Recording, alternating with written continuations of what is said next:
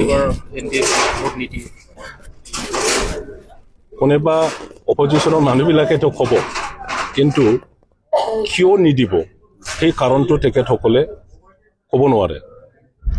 Minority বা বিভিন্ন জাতি গোষ্ঠী BTCত যি আছে চবে আজি BPF মুক্তি হৈছে, এই কথাটোতো সঁচা।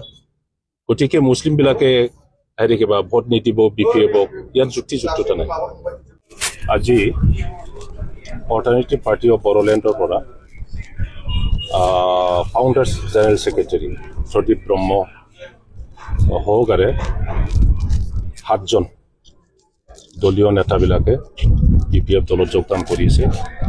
আমি BPF দলৰ ফালৰ পৰা তেখেতসকলক আদৰি লৈছোঁ আৰু আমি ভাবিছোঁ যে আমাৰ BTC বাকী য'তে দলত নাথাকক তেখেতসকলে লাহেকৈ বুজি পেলাই BPF দলৰ দ্বাৰাই BTC শান্তি প্ৰতিষ্ঠা বা বিভিন্ন জাতি গোষ্ঠীক একত্ৰিত কৰা আৰু অঞ্চলত উন্নয়ন কৰা, এই কামটো BPF দ্বাৰাই মানে সফল কৰিব পাৰে। সেই কথাটো বুজি পেলাই সকলোৱে আহিব।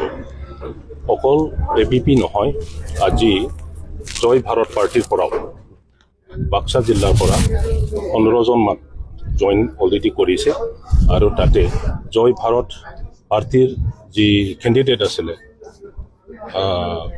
কি বুলি কয় এইটো তামোলপুৰ সমষ্টিৰ, তেখেতেও আজি জইন কৰিছে। ভাল পাইছে, খুব ভাল। এতিয়া প্ৰচাৰৰ সময়ছোৱা NDA মৃত্যুযোগত আছে, আহিব, চবেই আহিব আৰু আজিৰ পৰাই আৰম্ভ হৈছে।